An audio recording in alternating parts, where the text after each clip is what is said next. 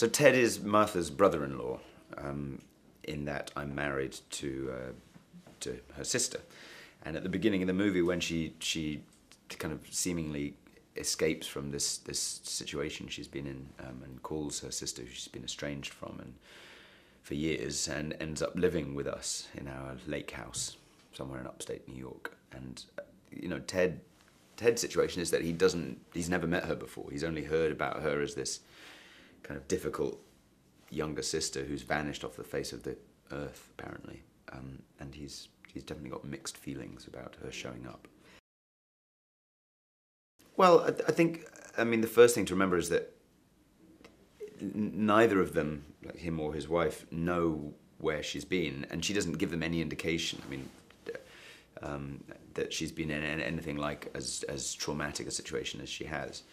So their best guess is that, I don't know, she's broken up with somebody, or was, you know, got out of a tough relationship, and you know, in fact, as we discover in the movie, it was far more complicated than that, and her behaviour gets kind of, from their point of view, I guess, worse and worse. So yeah, I kind of had some sympathy for Ted. He doesn't know what he's getting into, and he's trying to hold his own life together. Yeah, it disrupts. It kind of drives some kind of a, you know, shard into their domestic life. But I feel like they've got a pretty good relationship, all things considered.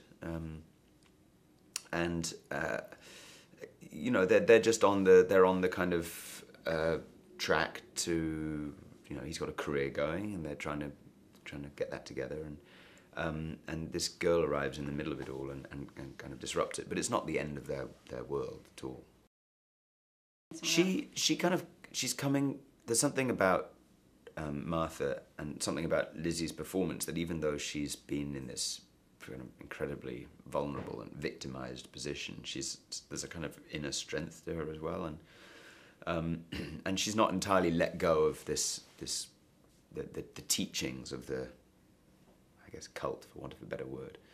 So yeah, she challenges their materialism and the fact that he's just, you know, trying to earn a living and get a home and all those conventional things, and basically it irritates the hell out of him. He doesn't anticipate the effect it's going to have on his wife, that she is thrown by the arrival of her sister, and they have unresolved stuff going back years, and he finds himself having to deal with that. I mean, Martha walks into their bedroom in the middle of the night while they are, you know, sleeping, having sex. That would be problematic, I would think, for most people. And you know, it just kind of grows and grows. And I think he's, you know, he's also doesn't necessarily anticipate that suddenly he's going to have this young girl living in his house potentially for a long time. You know, he's got patience, but it's limited. Well, when I started working on the film, I mean, the whole movie was 4 weeks. They'd already filmed the 2 weeks that take place in the farmhouse, and so she'd gone through that, and it was pretty grueling. And she was just in. She seemed completely in control of herself. She knew exactly what she was doing. The character's very internalized, but she was kind of in this ongoing conversation with Sean Durkin, the director. She'd kind of figured out how to have that conversation, which sounds odd, but I don't think it's something that every young actor would know how to do. How to kind of take responsibility for what she had, you know, what she had to do, and part of that was also leading the movie, not just by virtue of being in the whole thing, but by kind of leading by example, you know. So I was just very impressed by her.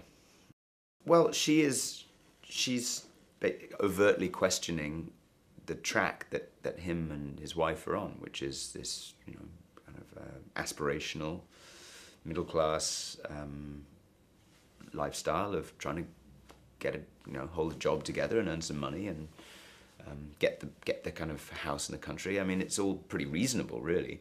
And she just stands up and to their face says, "What's the point? It's meaningless," you know.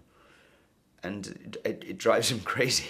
It drives him really crazy. And I think that Well, one of the things I liked about Ted is that under the surface, there's a lot going on. He's very, very controlled.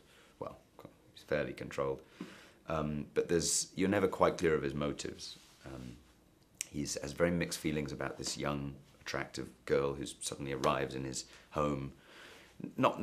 It's not as clear cut as that he's attracted to her, but something is bubbling away, you know, and she just touches a nerve in him, and it kind of sends him a little bit over the edge in that one moment. He's very self-assured.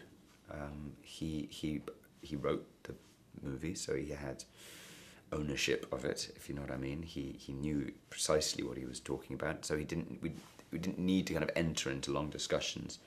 I personally felt kind of total faith in him, so I was kind of happy just to be gently maneuvered, you know. And what I was impressed by was he knew if he had to make a decision, he would make a decision, you know. But he also knew how to allow a certain amount of uncertainty into the filming process, which I think particularly, you know, young directors don't necessarily know how to do. He knew that it was actually beneficial to have problems that he would sort out later, or at least questions that he would answer later in the editing room. And I think to some extent would deliberately introduce that. And that shows a kind of high level of competence and confidence.